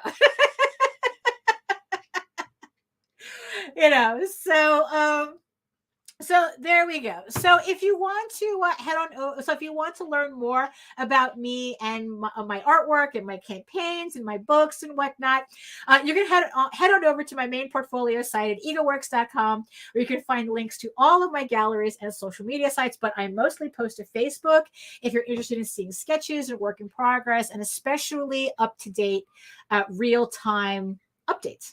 Again, I made it redundant. Real-time updates, because that's mostly where I hang out. Yes, and remember that you could also watch me here on YouTube if you are watching me from any place else. You can check out my channel at Daphne Lage, Lage Art, which simulcasts through the Indie Comics Network. So make sure that you like and subscribe both of our channels, because I run this stream once a week, but on the Indie Comics Network we have a whole bunch of different shows that you can catch with a whole bunch of different artists. We're all doing comic work, we're doing animation, we're doing all sorts of things. And if you prefer your artwork to be a little bit more on the adult side, you can check out our sister channel, Indie Comics Network After Dark, where that is technically the new home for House of Bob, which is my adults only live stream, once a month live stream, where I do artwork and me and Nita have conversations that's not appropriate for the day crowd. So you can check all those channels out. All the links are in the show notes below. So check everything out. So thank you everybody for being in the comments. Hello to Charles again, for stopping by. And yes, and thank you to the 7 people who are currently watching me right now. You've made it to the 2 hours. Thank you so much. I hope you got whatever it was that you were doing. I hope you got it done listening to me ramble about doctors and world building and all of these, and all of these things that, I hope you found interesting. So that's it for me. And I will see you again on Friday for another episode of the Rage Into the Vlogs show with Nita Lanning. I don't know what we're going to be talking about, but it'll definitely be something comics related. So you can catch us there at 11 a.m. Eastern on Friday, and then we will return again on Monday, 11 a.m. again, and we can start all over again with another Wednesday stream at 4 p.m. Eastern. So yeah, all times are Eastern. So thank you again. And I guess I will just see you guys later. Thank you and bye-bye.